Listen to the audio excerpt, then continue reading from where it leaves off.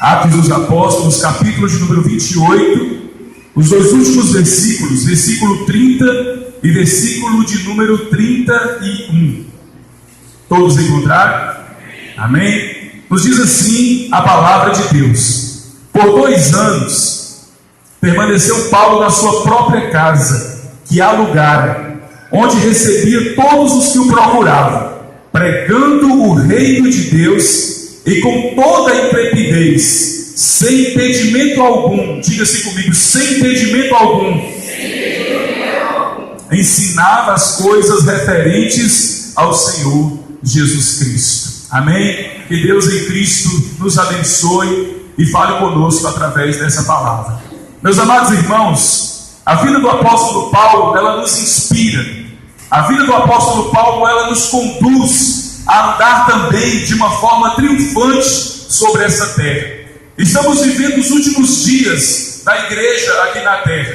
Estamos percebendo os sinais, estamos percebendo as coisas que têm acontecido, e nós estamos experimentando coisas que a palavra de Deus disse que antecederia a vinda de Jesus Cristo para arrebatar a sua igreja. E neste momento, este homem chamado Paulo estava aprisionado em Roma. Ele não estava livre, ele estava preso. Apesar de ter alugado uma casa, ele era um preso. Ele estava sob custódia de Roma. Ele não podia sair daquela residência. Mas o que mais me impressiona na vida de Paulo é que Paulo nunca estava preso. Apesar de seu corpo estar encarcerado, a sua alma era livre, o seu espírito era livre. E isso nos ensina, isso nos impulsiona, isso nos faz caminhar na presença de Deus, porque nada pode prender a alma, o espírito de um adorador, daquele que tem a vida com Deus. E não importa o momento, não importa a circunstância, não importa o que nós estejamos passando, nada é impedimento para que nós possamos glorificar o nome de Deus. Este homem estava preso, e mesmo assim ele usava a oportunidade para glorificar o nome de Jesus Cristo. Segundo Timóteo, no capítulo 2, versículo 9, ele expressou: na verdade eu estou algemado por conta de Cristo, mas a palavra de Deus não está algemada, a palavra de Deus não está presa. Filipenses 1,13, ele diz que as suas prisões serviram para que ele pregasse o evangelho a toda a guarda pretoriana. Paulo nunca usou nenhum argumento para deixar de servir a Deus, para deixar de fazer a vontade de Deus. Esse homem estava aqui encarcerado, esperando o dia da morte, porque logo depois Paulo morreria decapitado. Mas você não vê esse homem reclamando, você não vê esse homem queixando, você não vê a alma de Paulo aprisionada. Muito pelo contrário, todas as opções e oportunidades que Paulo tinha, ele usava para glorificar o nome de Deus. Imagine você estar preso e algemado a 16 soldados. Paulo olhava para aqueles soldados e não olhava como algozes, como inimigos. Paulo olhava como uma oportunidade de pregar o evangelho de Jesus Cristo a toda a guarda pretoriana. Meus irmãos, muitas vezes nós usamos muitas desculpas para não andarmos na presença de Deus. Muitas vezes usamos muitas desculpas para não fazermos aquilo que Deus quer que nós façamos da nossa vida. Muitas pessoas, na verdade, estão fisicamente livres, mas estão com suas almas escravizadas, o seu espírito escravizado, e não conseguem servir a Deus, não conseguem adorar a Deus da maneira como deveriam adorar. Paulo preso era livre, mas muitos livres estão presos. Irmãos, nós não podemos usar desculpa. Tem pessoas que usam até mesmo as bênçãos que Deus dá, como família, como casa, como bens materiais, como desculpa para não servir a Deus. Se nós lermos Atos 16, Paulo está ali pregando em Filipos, e diz que uma mulher acompanhava Paulo vários dias, elogiando Paulo, dizendo que era um homem de Deus. Mas Paulo, cheio do Espírito, percebeu que era um demônio que o elogiava, era um demônio que usava aquela jovem. Paulo repreendeu o demônio e Paulo foi parar dentro de uma prisão. Paulo estava no cárcere inferior, ele estava amarrado a um tronco. E diz a Bíblia que de madrugada, Paulo e Silas começaram a louvar e engrandecer o nome de Jesus, presos dentro de uma cadeia.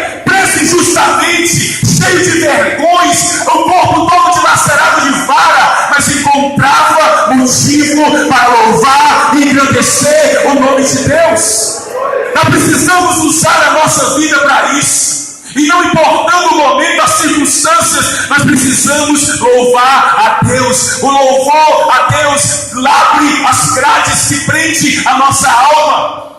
E diz que quando eles estavam ali louvando a Deus no cárcere, diz que um terremoto sacudiu e as portas do cárcere começaram a se abrir, começaram a ficar livres. Irmão, sabe por que muita gente fica cada vez mais aprisionada?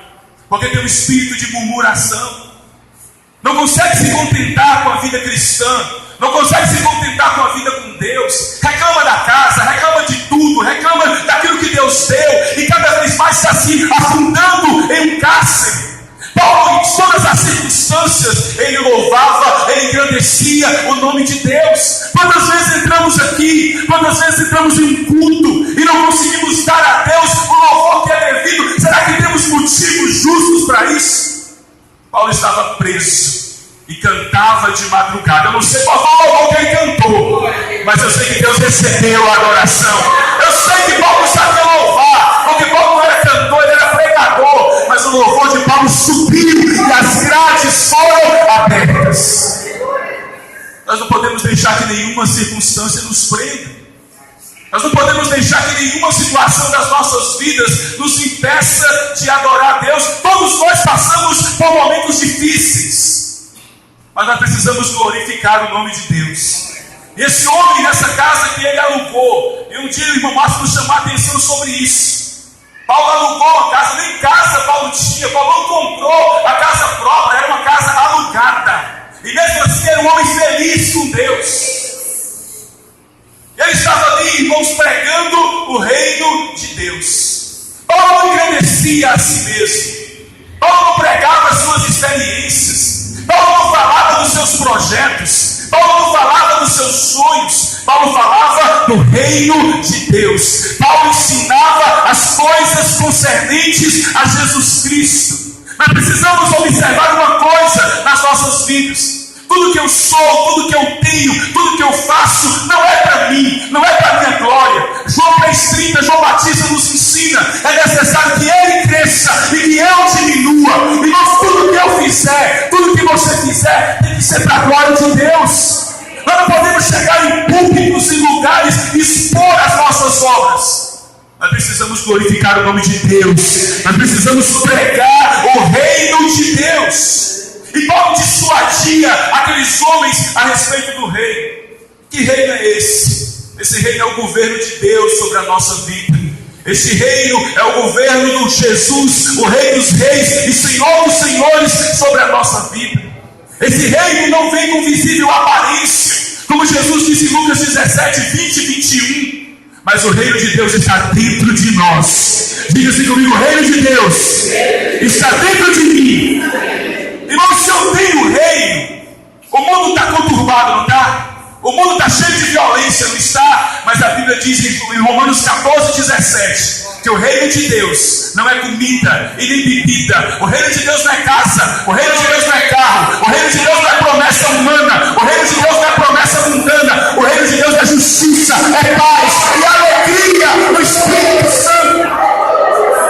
Eu fico triste quando eu vejo o Evangelho tomando outro rumo. Promessas e mais promessas de felicidade aqui, de bens aqui, de prosperidade aqui. E Paulo diz: não, o reino não é comida, o reino não é bebida, o reino não são coisas materiais nem passageiras.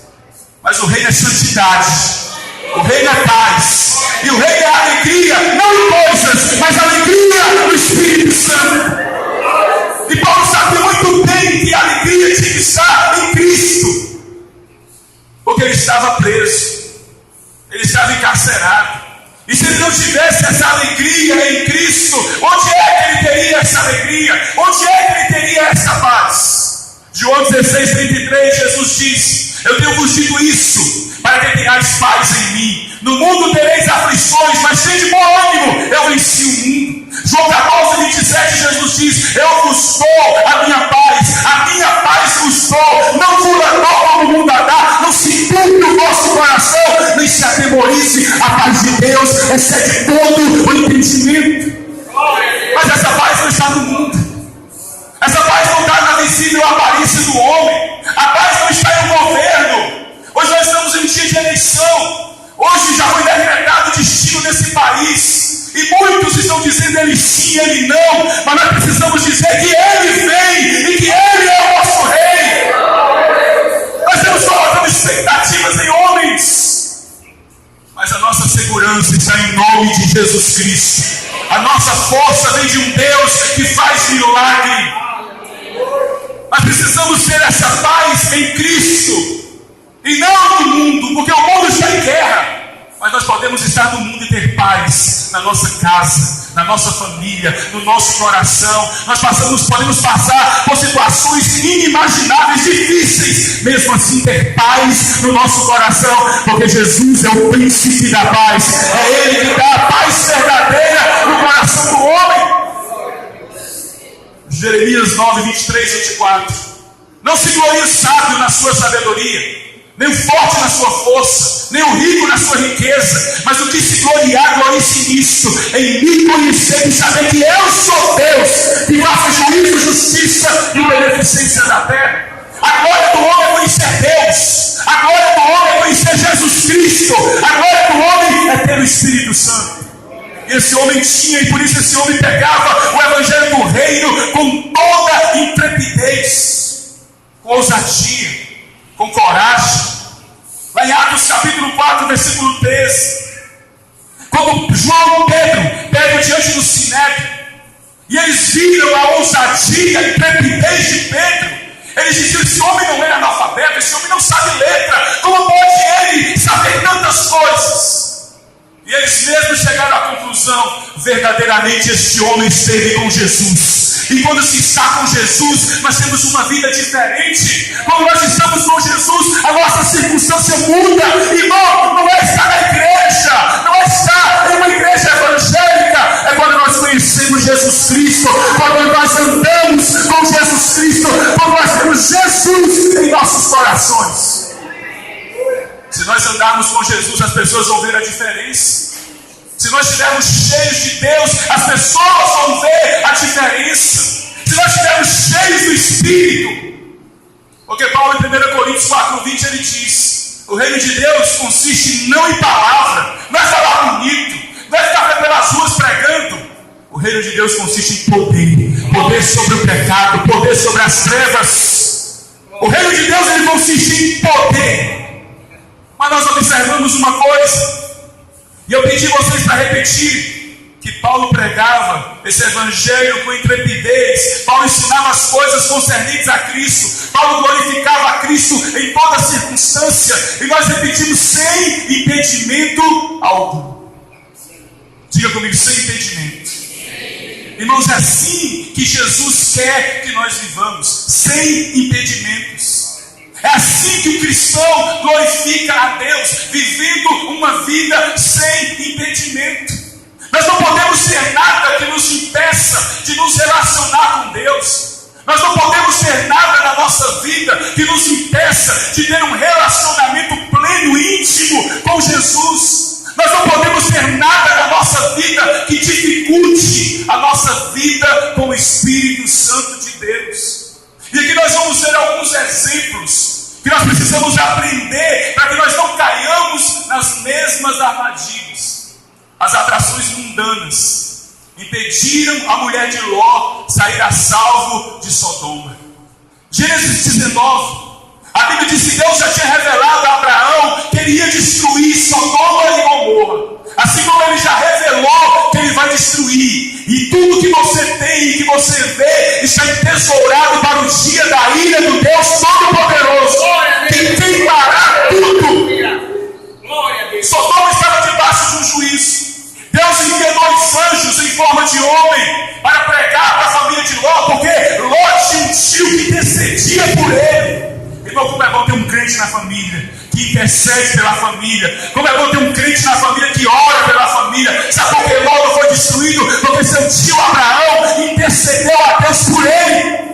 E não sabe por que nossa família muitas vezes é preservada? Porque nós oramos a Deus por eles. E é nossa obrigação orar dia e noite pelos nossos. E os 2 anjos chegaram lá. Os 2 anjos estavam, quando chegou lá, estavam na porta da cidade. E Ló disse assim: assim, igual muito anfitrião, fica na minha casa, pousa na minha casa. Eles disseram: não, nós vamos dormir hoje na praça.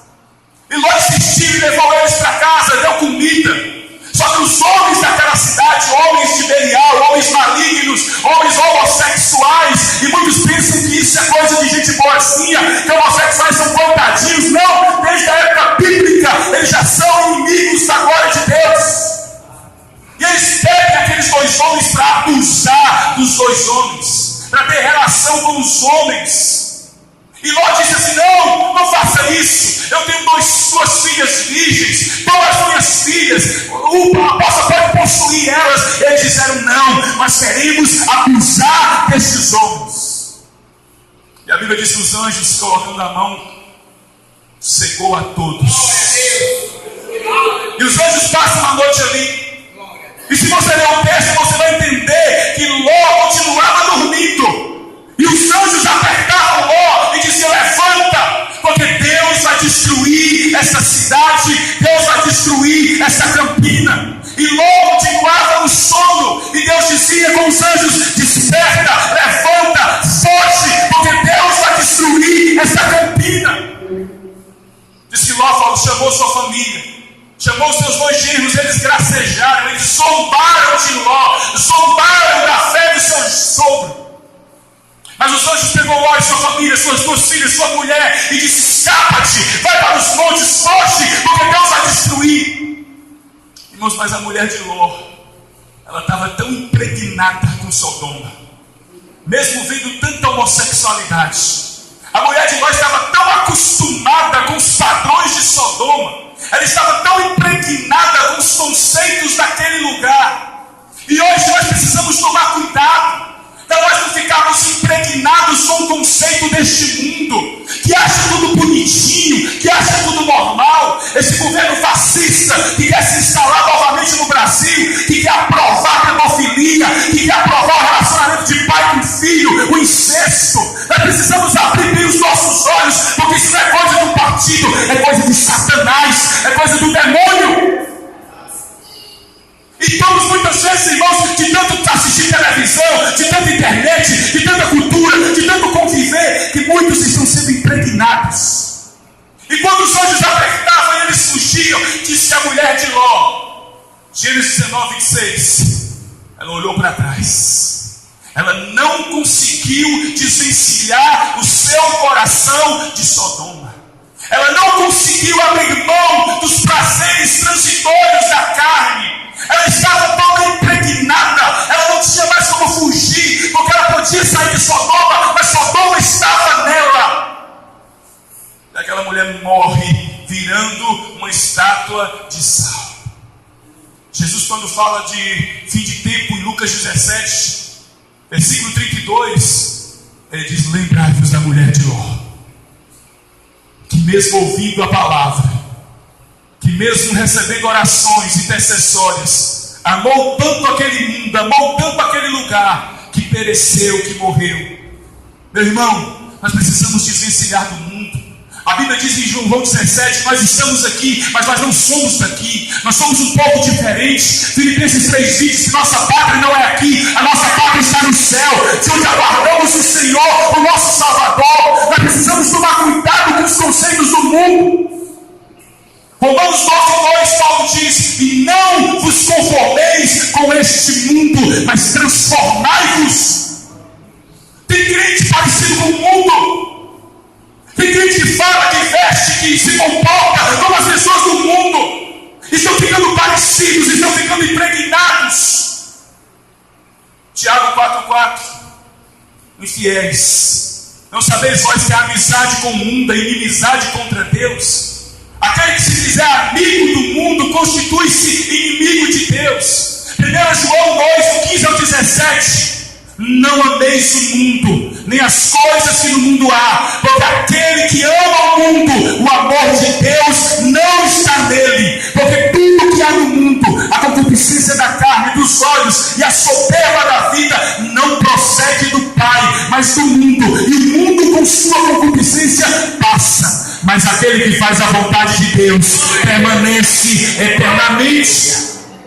É tempo de nos desligar, desvencilhar desse mundo maldito. É tempo de tomar cuidado com os conceitos do mundo.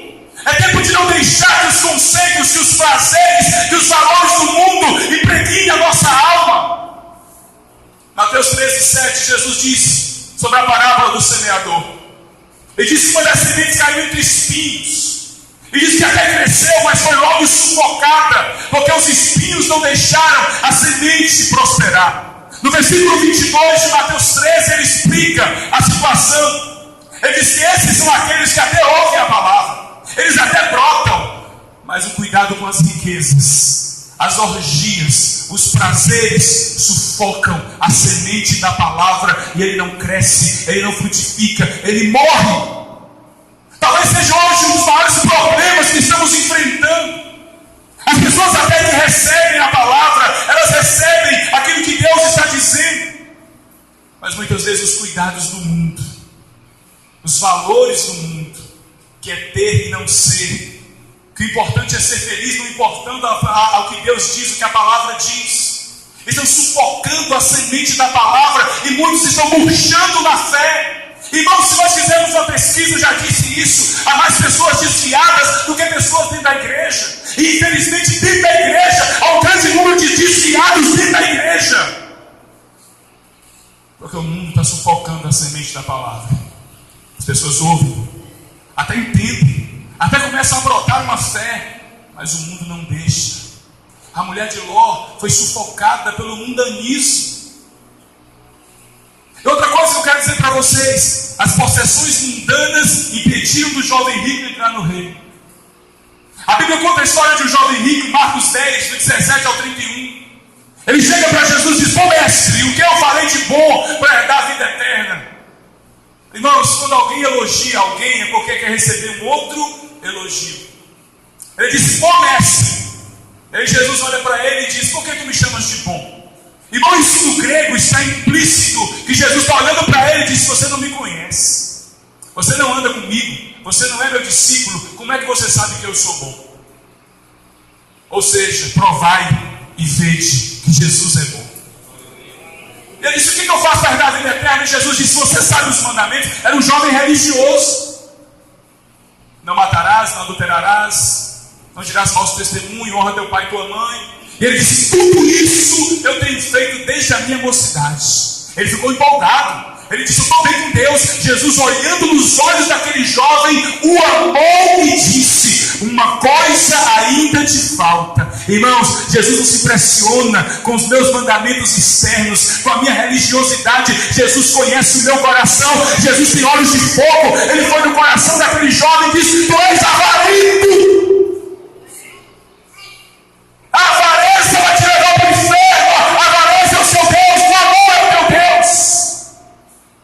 Está te faltando uma coisa: você se libertar da avareza. E a Bíblia diz que ele ficou muito triste e saiu e foi embora, porque era dono de muita propriedade. E Jesus disse: dificilmente vai entrar no céu alguém que idolatra a riqueza, que confia na riqueza. Nós precisamos tomar cuidado, irmãos, com o padrão deste mundo. João 12, 42 e 43. O apóstolo João diz que muitos das autoridades dos fariseus acreditaram em Jesus. E sabe por que eles não confessaram Jesus? Porque diz que eles amavam mais a glória dos homens do que a glória de Deus. Irmão, tem gente que realmente sabe que é verdade o que eu estou falando. Tem pessoas que sabem que o evangelho é verdadeiro, mas ele tem medo de tomar uma decisão ao lado de Cristo, medo de perder amizade, medo de perder poder, medo de perder influência. Diz que eles amaram mais a amizade, a glória dos homens do que a glória de Deus. Jesus diz em Mateus 6, 19 a 21: não acumuleis para vós outros tesouros na terra, onde a traça e a ferrugem corrói, onde os ladrões invadem, roubam e minam, mas ajuntai para vós tesouros no céu, onde a traça não rói, onde os ladrões não roubam, porque onde está o teu tesouro, estará também o teu coração. E eu aprendi uma coisa, irmãos: é errado eu ter bens? Não, é errado não, é bênção de Deus. É errado você ter seu carro, não, é bênção.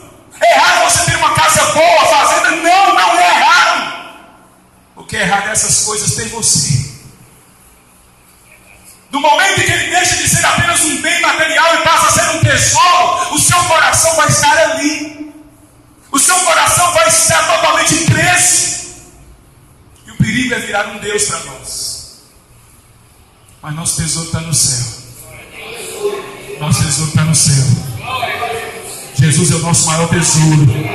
Jesus é o nosso maior tesouro. É por isso que o nosso coração precisa estar lá. É isso que Jesus está falando. Se vocês amarem demais as coisas, se apegarem às coisas, o seu coração não vai estar lá, vai estar aqui. E se o seu coração não estiver lá, no dia da arrebatamento você vai ficar aqui. Vocês estão entendendo o que eu estou dizendo? Não é errado ter as coisas, é errado as coisas nos terem. É errado um bem virar meu Deus e mandar em mim. Porque onde está o teu tesouro, vai estar o teu coração.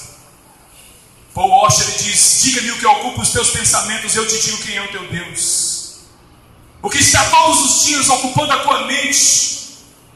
Mas irmãos, laços familiares também impedem que as pessoas sigam Jesus. Laços de amizade, laços familiares, muitas vezes impedem as pessoas de seguirem a Cristo. Deuteronômio 6, 4 e 5.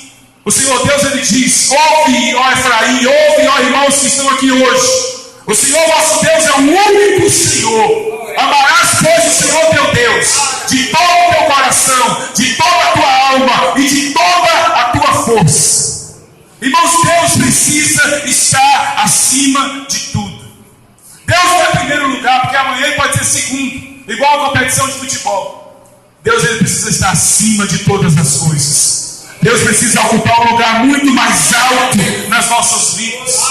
Mateus capítulo 10, versículo 37, Jesus ele diz, e ele foi muito severo: quem amar mais pai, mãe, irmãos, filhos, esposa, esposos, mais do que a mim, não é digno de mim. Irmão, Jesus não está falando de coisas bobas, não. Ele está falando de filho, ele está falando de marido, ele está falando de mulher, ele está falando de esposa, ele está falando de família. E muitas vezes ele diz que os nossos inimigos seriam os da própria casa. Porque tem muitas pessoas que enfrentam dificuldades quando se convertem dentro de casa, com marido, com mulher, com filho, com pai. E um dia eu ouvi um testemunho de um pastor chamado Adeilton Costa. Não gosto da pregação, mas gostei do testemunho. Ele disse que ele era jovem aqui, se eu não me engano, em Pernambuco. E ele se converteu ao cristianismo. E o seu pai era macumbeiro. E por se converter ao cristianismo, ele foi expulso de casa. E o pai mandou ele decidir entre Jesus e ele. E ele ficou com Jesus. E ele saiu com a roupa do corpo, pegando carona de caminhão em caminhão, para procurar uma irmã em São Paulo. Chegando em São Paulo, ele se perdeu e virou mendigo.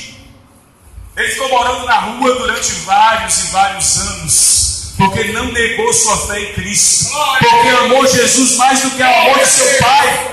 E ele disse, ele conta nessa história que ele sofreu muito. Ele já foi muito humilhado. Ele comia resto de comida. Um dia alguém escarrou da comida e deu para ele comer. Ele estava com fome, ele disse que tirou o escarro de lado e comeu porque precisava. Ele conheceu um outro mendigo crente e eles se abraçavam na madrugada para não morrerem de frio.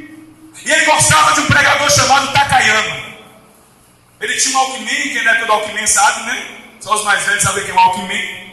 Hoje com essa tecnologia do tablet, do iPhone, Walkman. Vocês não conhecem isso não, só alguns aqui, Walkman. Eles que tinham um Walkman com uma fitinha cassete com Takayama pregando. Eles que todo dia ouvia aquela mensagem, aquilo enchia o coração dele. Ele sentiu o Espírito de Deus arder neles para não morrer de frio, como aquela coluna de fogo à noite no deserto. E um dia ele viu um cartaz que dizia assim: Takayama vai estar na cidade. Ele chamou um amigo e disse: nós vamos ver Takayama pregar. É o homem que eu mais gosto de pregando. E ele foi ouvir Takayama, só que o lugar é fechado. E quando ele chegou, o segurança disse: aqui não pode entrar ladrão. Ele disse: eu não sou ladrão, eu sou crente, agora eu sou mendigo. Esse ladrão aqui não pode entrar. As mulheres passavam com os filhos e diziam assim: não passa perto não para você não pegar doença. O menino soltou da mão da mãe, foi pegar nele, a mãe grudou e falou assim: não, você vai pegar doença. Ele se foi e começou a chorar na calçada. A criança soltou da mãe e disse assim: olha, Deus tem um plano na sua vida. E disse que estava Takayama pregando e tinha um telão do lado de fora. E no momento da pregação, Takayama parou de pregar e disse assim: assim diz o Senhor, você que está sentado na sarjeta, do lado de fora do meio-fio, Deus manda te dizer que um dia estarás comigo pregando no mesmo púlpito. E um dia que ele conta o testemunho, ele estava com um japonês pregando no mesmo púlpito. Porque não negou sua fé, porque amou o Cristo acima de todas as coisas. Aleluia.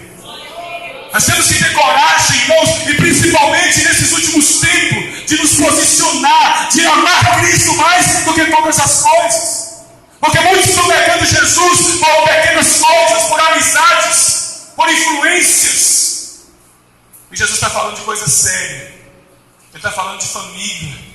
Ele está falando de laços que muitas vezes impedem pessoas de servi-lo. E lá em Lucas 14 ele vai mais fundo. Ele diz que aquele que amar mais até você mesmo, você não é digno de ser dele. E muitas vezes nós amamos mais a nós do que a Cristo. Mas ele também diz que a incredulidade impediu a obra de Jesus em Nazaré. Marcos capítulo 6, do 1 ao 6.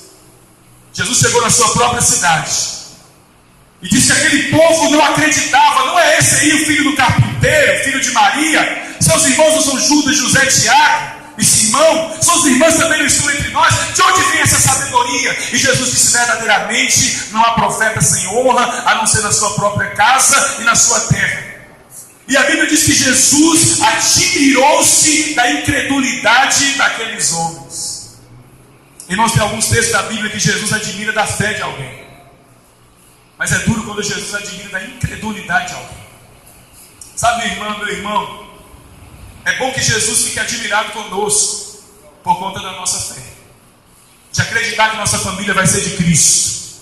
De acreditar que Deus vai fazer a obra na nossa casa. De que Deus vai ganhar os nossos. Porque é triste se Jesus admirar de sua incredulidade. Sabe por quê? Porque a Bíblia diz que Jesus não pôde fazer ali milagre por conta da incredulidade daqueles homens.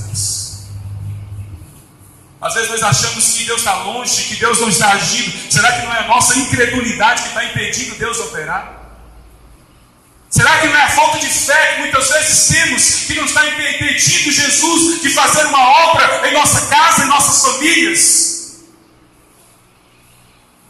Jesus precisa achar fé no nosso coração, para que Ele possa operar nas nossas vidas. Nós precisamos crer de verdade em Jesus Cristo. Porque muitas vezes, irmãos, essa incredulidade, ela impede o agir de Deus em nossas vidas. Então nós precisamos viver uma vida sem impedimento. Não pode haver nada em mim que me impeça de servir a Deus, como Ele é digno de ser servido. Nós talvez tenhamos um mau costume, porque nós vivemos na democracia. Mas o reino de Deus é monarquia. O reino de Deus não tem um presidente, não tem um primeiro-ministro. O reino de Deus tem um rei. E esse rei é Jesus Cristo. Só que muitas vezes queremos servi-lo do nosso jeito. Isso é tudo que Satanás quer. Que nós achamos que estamos servindo a Deus, mas servindo do nosso jeito. E não da forma como Deus quer que nós sirvamos. Que caia por terra na nossa vida todo impedimento de servir a Deus. Que caia por terra no nosso coração toda incredulidade, toda atração mundana, toda possessão mundana, todo laço familiar, todo laço de qualquer coisa que nos impeça de servir a Deus, de agradá-lo de todo o nosso coração. Porque nós precisamos servir de verdade. Nós precisamos servir de inteireza de coração. Nós precisamos empregar todo o nosso ser, toda a nossa vida naquilo que nós estamos fazendo para Deus. Nós não podemos servir a Deus de qualquer jeito. Hebreus capítulo 12, do 1 e 2. O autor de Hebreus diz assim: visto que estamos a rodear-nos tão grande nuvem de testemunho, desembaraçemo-nos de todo peso e pecado, que tão de perto nos assedia, e corramos a carreira que nos está proposta, olhando firmemente para Jesus, que é o autor e consumador da nossa fé. É tempo de deixar o pecado, mas também é tempo de deixar o peso. Irmão, o pecado é fácil de identificar, mas muitas vezes temos coisas na nossa vida que é peso, que nos impedem de correr a carreira cristã. E o autor de Hebreus manda que nós deixemos de lado. E aqui nós temos um livro que termina de uma hora para outra, sem segmento. Vocês perceberam isso? Que o livro de Atos termina de uma forma abrupta. Capítulo 28, versículo 32, acabou. 31, acabou Atos. Abruptamente, sem nenhuma explicação. E o Espírito Santo falava comigo: vocês são o capítulo 29. Vocês são o capítulo 30. Vocês são o capítulo 31. Os seus atos também estão sendo escritos, não aqui, mas no céu.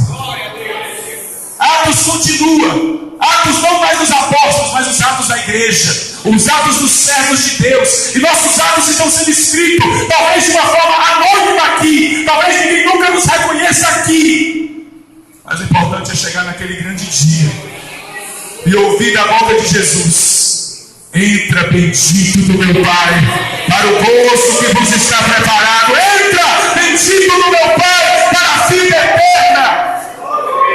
Porque é triste, irmãos, muitas vezes ser conhecido aqui e ser anônimo no céu.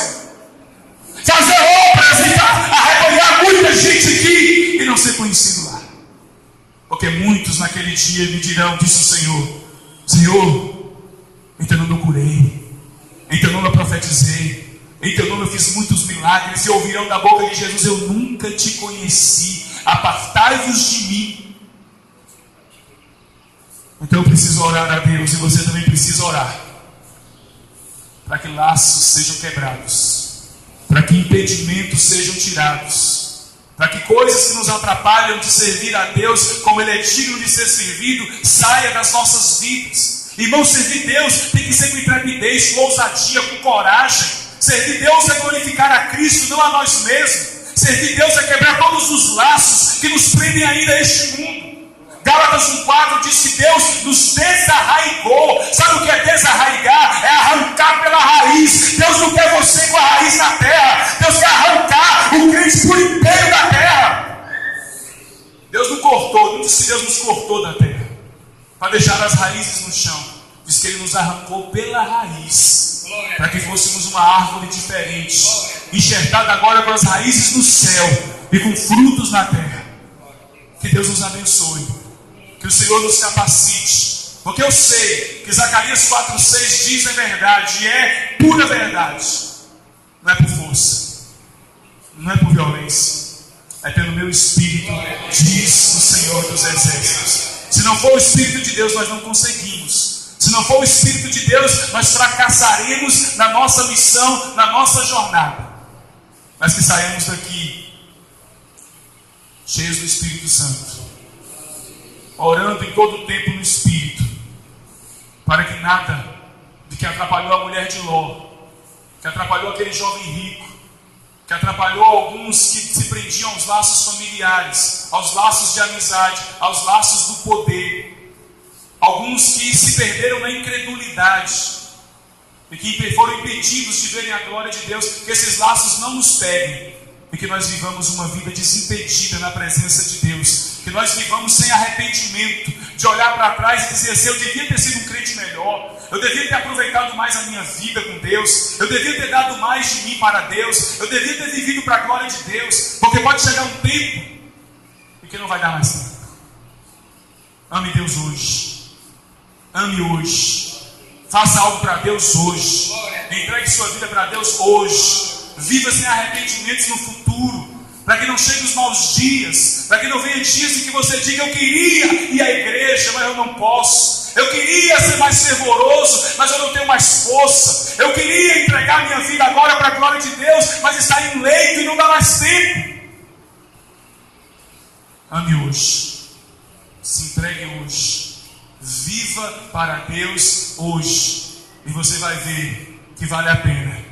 E apesar de qualquer circunstância que você passar, enfermidade, dor, problemas, perdas, você vai ter uma alma livre como a alma de Paulo. Você vai ter um coração livre como a alma de Paulo, que em Filipenses 4,4 ele diz: alegrai-vos no Senhor. Outra vez digo, alegrai-vos. Seja a vossa moderação conhecida diante de todos. Perto está o Senhor. Irmão, Jesus está perto. Ele está bem perto. Na hora da dor Ele está perto. Nós louvamos aqui que Ele nunca nos deixou. Na hora da aflição, Jesus está perto. Tem momentos na nossa vida que nós não achamos ninguém para desabafar, nenhum ombro amigo para chorar, ninguém nos entende. Mas Jesus nunca nos deixou. Apesar de ser infiéis, apesar de muitas vezes não servi-lo como Ele é digno de ser servido, mas mesmo assim Ele continua fiel. Mesmo assim Ele continua do nosso lado. Mesmo assim Ele continua nos amando. A Bíblia diz em João 13, versículo 1: tendo amado aqueles que eram seus, amou-os até o fim. Irmãos, não era fácil para Jesus amar Judas, que venderia Jesus por 30 moedas. Mas Jesus amou Judas até o final. Era fácil amar Pedro, que jurava amor, que jurava fidelidade, e logo após iria negá-lo e dizer que nunca o tinha conhecido. Mas Jesus amou Pedro até o fim. Jesus amou tanto, preste atenção, que em Marcos 16, versículo 7, quando Jesus ressuscita e que um anjo na porta do túmulo, o anjo disse assim: vai, avisa os seus discípulos e avisa Pedro. Glória a Deus. Avisa Pedro, porque ele sabe como o coração de Pedro está arrasado. Avisa Pedro que ele vai adiante de vós para Galileia. Esse Jesus é tremendo. Ele te ama até o fim. Ele te ama até o fim.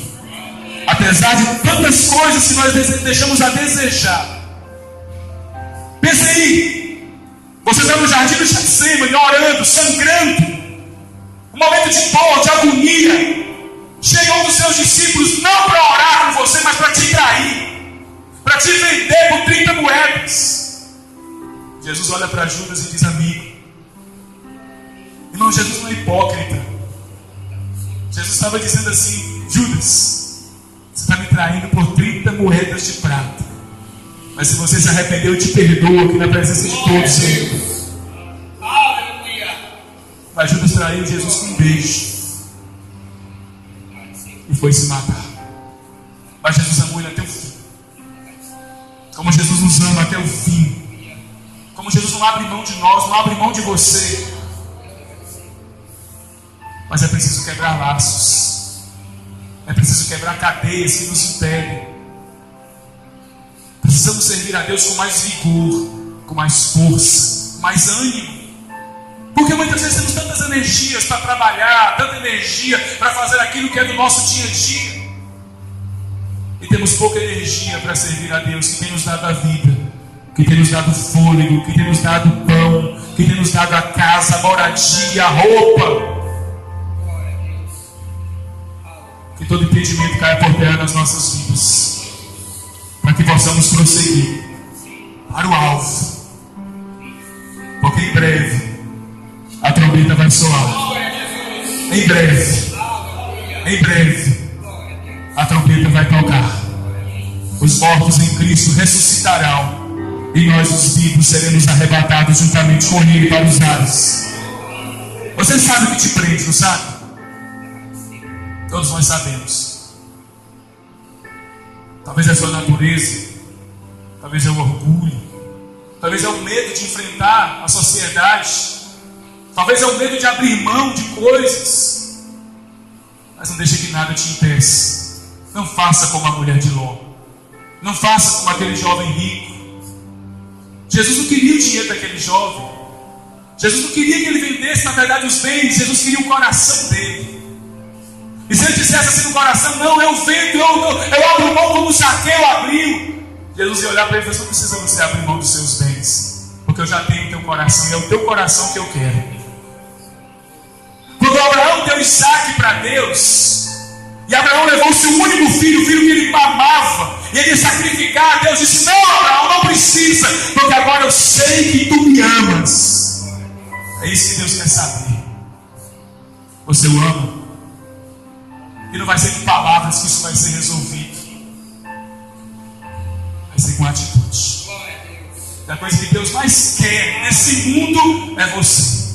Por inteiro Ele te quer. Vamos colocar de pé.